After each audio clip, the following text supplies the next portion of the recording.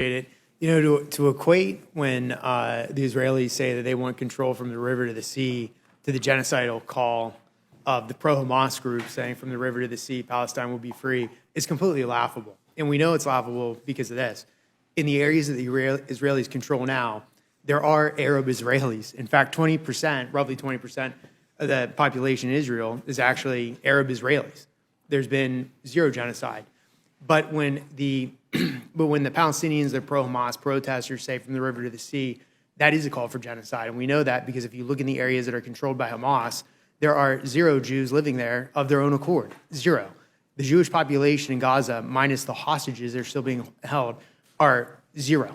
So that is the difference between the two. When the two groups talk about it, one group is talking about having control, political control. The other group is talking about basically ethnic cleansing the Jews from the area. Mr. Nadler, from my understanding, your main objection to this is the IRA language. Is that correct? It's the IRA language and the provision that excludes the other two definitions that are extant. I'd also, let me just comment on one other thing, by the way. When the Palestinians use from the IRA, or rather say from the river to the sea, Palestine, that may very well be genocidal. But you can't cite as evidence that there are no Jews living in Gaza, because there were Jews in Gaza, and Prime Minister Sharon in 2005 decided to withdraw the settlements. So that was an Israeli decision. No, you're correct on that, and that worked out. From what I mean, clearly I'm being sarcastic, in that there was a withdrawal from the Gaza Strip, and that area was 100% controlled by the Palestinians, which still led to the attacks of October 7th. But again, so your main simply shows what a genocidal, horrible organization Hamas is. Yeah, we agree on that. So you're basically saying that because this bill precludes the other two definitions, you can't support it? Because it precludes the other two definitions, and frankly, because it codifies the IRA definition. And the author of the IRA, or the chief author of the IRA definition, Ken Stern, says it shouldn't be codified. If you read the definitions, they give examples of things that could be anti-Semitic.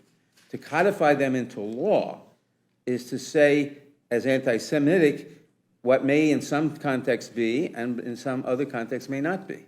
So therefore, it's inaccurate. So you would not support a bill that codified the IRA language? No. Okay. Are you aware that there was a bill in the 115th Congress called the Antisemitism Awareness Act? By which you mean the Peter Oskin bill? I don't remember who sponsored it, but I think Mr. Burgess, Chairman Burgess, referred to it. Yes. Yeah. And I co-sponsored it for a reason that differs. It didn't exclude the other two definitions, and I was mistaken to do so then, in any event. Okay, so do you regret co-sponsoring that? Okay. Yes, but it was still better than the current bill because it did not include language excluding the other two definitions. Okay, but you agree that the language is roughly the same between the bill that you co-sponsored in the 115th and this one? It codified the IRA definition. It did not include the paragraph in this bill that says specifically you shouldn't use the other two definitions because they are harmful in some way. Do you want me to read you? I have the definitions. I can read them to you if you want. It's not the point. Read that paragraph. I mean, I have nothing to disagree with the specific definition. The definition, its own author says it shouldn't be codified into law. It gives examples of things that that indicate anti-Semitism, but not necessarily in every case. I guess, what I'm having a hard time wrapping my head around is the fact that you're saying that you're not supportive of this bill because the IRA definition is being codified, yet in the 115th Congress, there was virtually identical language that also had the IRA definition that you not only support, you were a co-sponsor. As I said, there were two things. One, it did not have the paragraph that in this bill excludes the Nexus and Jerusalem definitions. And two, I think in retrospect, I was mistaken in co-sponsoring it then. All right, that's fair. Thanks for admitting that. Mr. Fry, do you have anything additional that you would like to add on this topic? Thank you, sir. I think that we're talking about the definition. I think the Jewish League, there's a letter in here, said that as prominent scholars of anti-Semitism have said, the IRHA's definition is the gold standard of defining anti-Semitism. And I think that's That's really important. I think, again, I go back to just the fundamentals of this. You have two presidents, American presidents, that have done this in an executive order, starting with President Trump and now President Biden. You have 35 states that have done this. You're not seeing, in some of these states that are listed, New York, Texas, some of these states are right now what is going on these college campuses, and you're not seeing the fallout that is being predicted by the ranking member. And I think that, again, that's important. And two things in my mind, and I'm sure that Mr. Massey will have some questions on this too, but two things in my mind that strike me civil liberties. One is the text of the bill itself.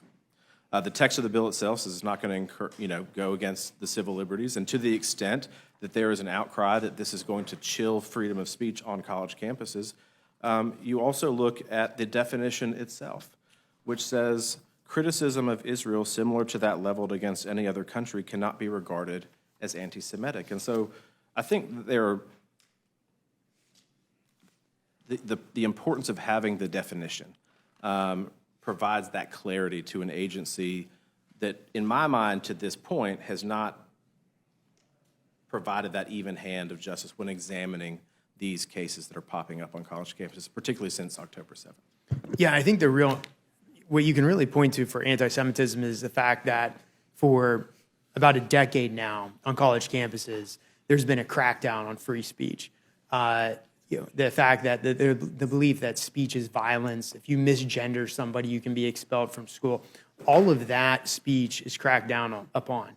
Yet the second you call for the genocide of Jews, the second that you say that you don't feel comfortable with Jews in campus, then at that point, that's when they decide that there is a First Amendment protection of freedom of speech. So the application of the freedom of speech vis-a-vis speech that they agree with, which is the woke agenda, et cetera, with these anti-Semitic remarks and the tolerance for the anti-Semitic remarks, that's what shows you the anti-Semitism of these colleges and universities, correct? 100%. I mean, look at Harvard, for God's sakes. I mean, they just, thankfully, that ship seems to be righting itself a little bit, but there's a lot of work that needs to be done. And I think, unfortunately, these administrators have propped up this this culture on their campus that it's okay if it's a certain group of people, that you could kind of target them, and it's kind of a wink, wink, nod, nod.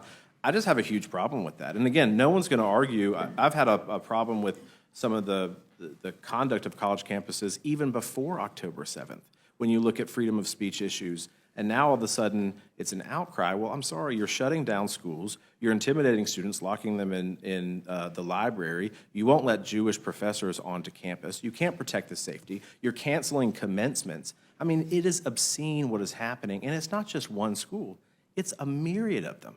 And so how do you fix that? Well, this is one way to do that, that you provide that clarity to the Department of Education, who up to this point, at least in this administration, hasn't their investigations are still ongoing, but they need that clarity, and I think this is a way to do it. Let states lead the way. 35 of them have done this, including in mine, on a unanimous vote.